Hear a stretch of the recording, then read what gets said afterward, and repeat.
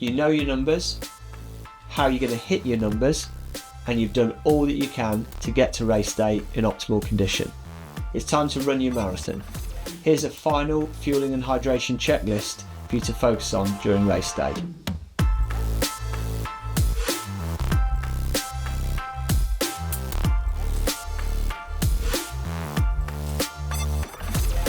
As we discussed in the previous video, make sure you get to the start line optimally fueled and hydrated. Eat a carb-rich breakfast containing 1 to 4 grams of carbohydrate per kilo in the 1 to 4 hours before the start. Drink 500 millilitres or about 16 ounces of a strong electrolyte drink like pH 1500 in the final 90 minutes before the gun goes off. Drink the electrolyte drink in place of water you'd normally have drank anyway, so you don't overdo it. One size won't fit all, so use some trial and error with these guidelines to help work towards the volumes that are best for you when preloading. Consume a final dose of about 30 grams of carbohydrate in the final 10 to 15 minutes before the gun goes off. Many athletes choose to use a caffeine gel to give themselves an extra boost at this time, but make sure you practice that in training. So I have now started taking a caffeine gel about 15 minutes before.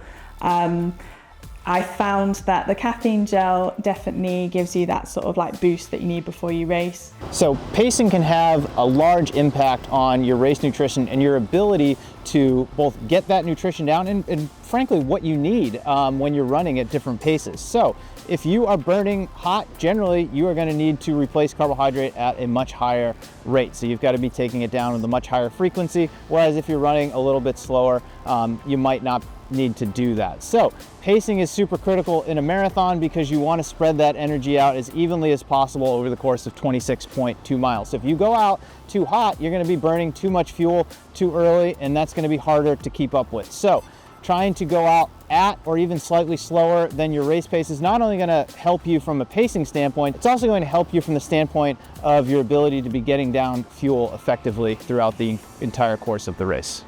Know your numbers by understanding how much carb, fluid and sodium you'll be aiming to consume, and know how you're going to hit those numbers. Are you going to be entirely self-sufficient? And if not, what will you need to pick up from aid stations? So one of my biggest marathon hacks is to start the race with a bottle in my hand. And that might be something that I run with the entirety of the race if I'm comfortable enough with it, or it's something that I toss at an aid station 3, 4, 5, 6 miles in. And the reason for that is twofold. One, there is a lot of chaos at those early water stations. Everyone is trying to get a drink. So if you have your own, you don't have to fight other people for scarce water resources that are out there on the course. Two, it just allows you to get off to a good start. A lot of people get caught up in the excitement of the marathon. Am I hitting my pace? And they forget to drink. If you have that water bottle in your hand, it's a reminder that you look at every time you're looking down that says, hey, I should probably drink something right now. And unless it's a really, really hot day, that's probably going to set you up pretty well for the rest of the race. So that is one of my biggest marathon hacks, is to start with that bottle. And then from a fueling standpoint, again, I like to have a specific plan in place where I'm eating at regular intervals. So for me, that's every 20 to 30 minutes, I'm taking down a gel or the equivalent of a gel, which is about 30 grams of carbohydrates in a serving. Be flexible and prepared to adapt. If you find yourself developing stomach discomfort during the race, it's important to have the presence of mind to reflect on what you've done nutritionally and analyse if anything is deviated from the plan. Here are some common race day GI issues and potential fixes. If you're feeling nauseous, bloated or you're peeing frequently, it could be that you've taken on too much fluid or carbohydrate. So slow your intake down and sip smaller amounts, or stop altogether for a short while and let your body settle. If you've got a dry mouth, you feel dizzy or lightheaded, there's a very good chance you're getting dehydrated and you're not drinking enough. Again, slow down, gradually increase your fluid and sodium intake and see if you can get back on track. If you've got a sloshing stomach, this could be a sign of overhydration or poor fluid absorption. For a time, you'll need to reduce your intake and maybe add in some additional electrolytes to see if that helps. Muscle cramps, this could be down to electrolyte imbalance or dehydration. So increase your fluid and sodium intake a little bit and slow the pace down to let your muscles recover.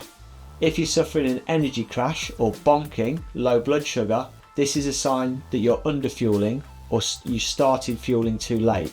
so take on some quick absorbing carbohydrates like a gel or a chew as soon as you can. First up, position yourself on the right side of the road. Slow down a little bit and make eye contact with the volunteer that's going to give you the cup, the gel or the chew that you're looking for. Once you're at the aid station, don't feel you need to rush. You don't need to drink or eat everything you pick up immediately. If you've picked up some water and you don't need to drink it all, pour the rest of it over your head. It's a great way to keep yourself cool. Your first time running a race, you're gonna kind of have to figure out how the aid stations are going. I like to find my cup that I'm gonna grab first, and I like to make eye contact with the person so they know I'm going after their cup and they can be ready to give me a good handoff. And so sometimes it's good just to kind of bypass that initial wave where everyone's stopping and then go and find someone later on. But every race is a little bit different as far as how long those aid stations are and kind of how they get clustered. So it's really just kind of trial and error, but just be mentally active during those. So there you have it, some tips and tricks to help you nail your marathon race day nutrition strategy. If you have any questions about how to fuel and hydrate your race, you can book a free one-to-one video consultation with our athlete support team using the link in the description. Good luck with your marathon, and above all, enjoy the experience.